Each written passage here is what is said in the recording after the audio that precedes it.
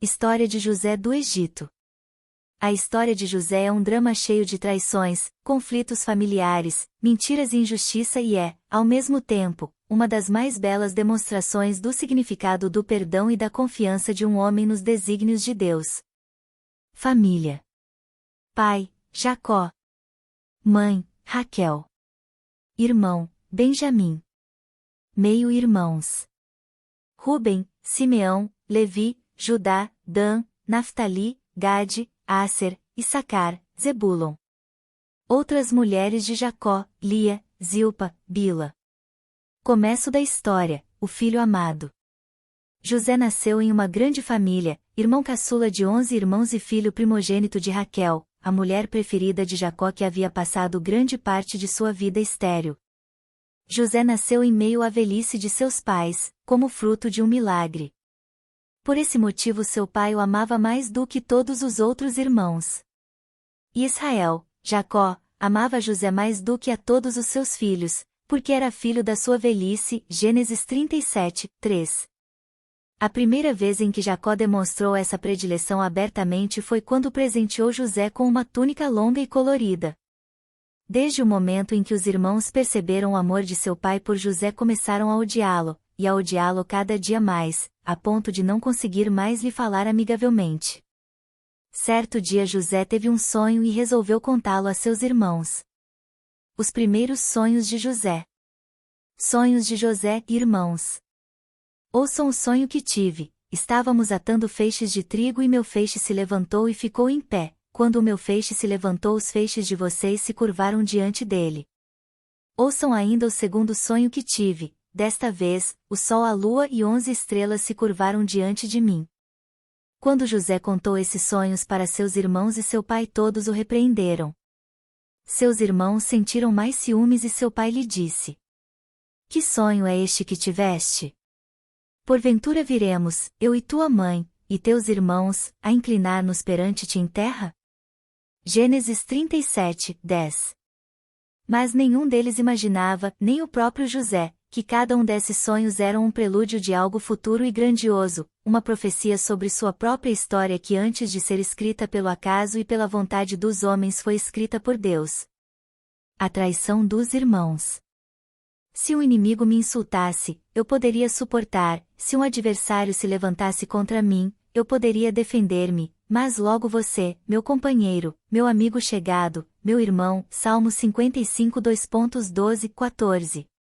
Certo dia Jacó pediu para que José fosse encontrar seus irmãos no campo, onde eram apacentadas as ovelhas.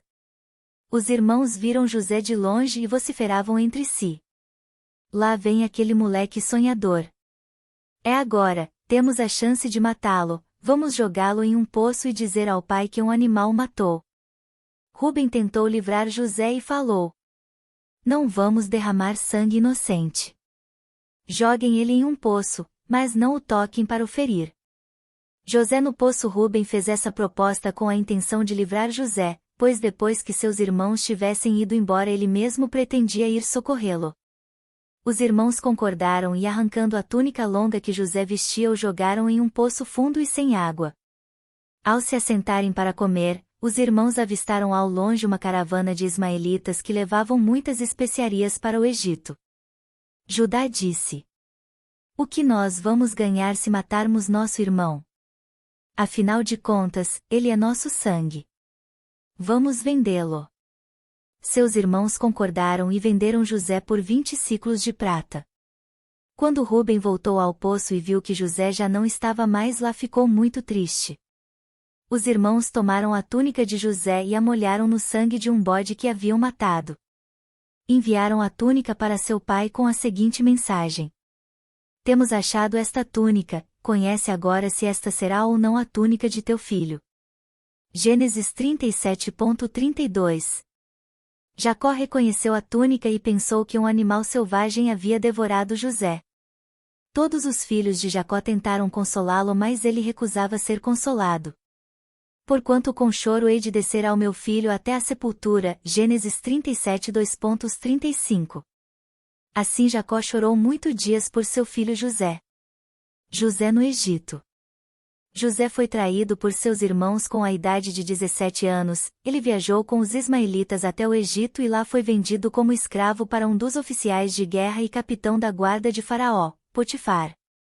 Confira os detalhes sobre a história de José e Potifar no artigo José na casa de Potifar. A prisão de José.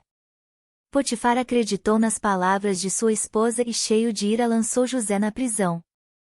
Mas Deus estava com José e o tratou com bondade concedendo-lhe a simpatia do carcereiro. O carcereiro acabou encarregando José de todos os que estavam na prisão. Confira os detalhes sobre o que aconteceu com José na prisão no artigo José na prisão. A ascensão de José. 2 anos depois, o faraó sonhou, e eis que estava em pé junto ao rio. E eis que subiam do rio 7 vacas, formosas à vista e gordas de carne, e pastavam no prado.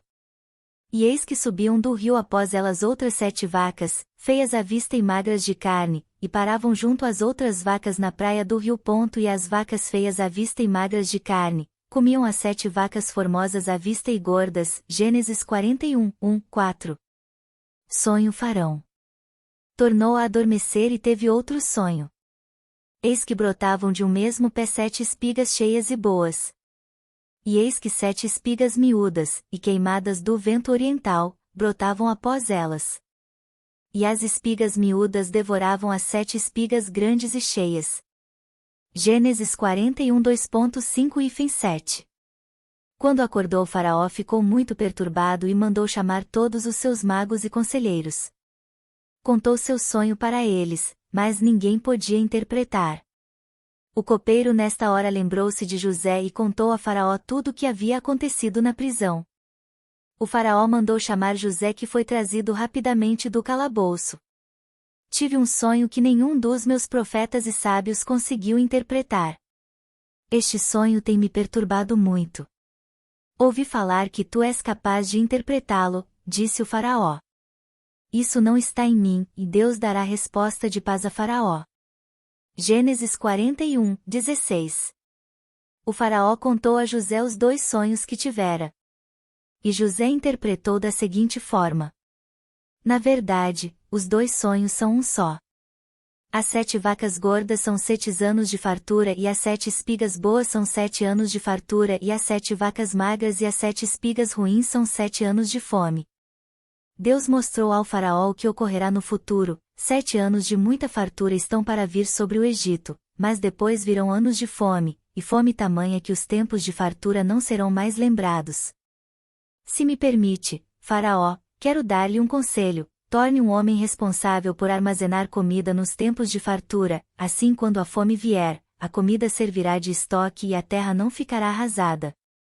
José governador. As palavras de José foram muito agradáveis a Faraó. Este reconheceu que o Espírito de Deus era com José e o constitui autoridade sobre toda a terra do Egito, cargo de governador, deu-lhe um anel de ouro e deu-lhe por mulher Azenate, filha do sacerdote On. Neste dia o nome de José foi mudado para Zafenate Paneia, que significa Deus salva, ele vive. José tinha 30 anos de idade quando essas coisas aconteceram. O tempo passou e os acontecimentos que José predisse se cumpriram. Durante os 7 anos de fartura José organizou o povo do Egito, ajuntou alimentos e colocou-os em celeiros. Durante esse período, a esposa de José, Azenate, deu à luz a 2 filhos. Ao primogênito José chamou Manassés porque disse Deus me fez esquecer de todos os meus trabalhos e de minha família hebreia, e ao segundo chamou Efrai porque disse Deus me fez próspero na terra da minha aflição. Passados 7 anos de abundância veio sobre toda a terra grande fome decretada por Deus.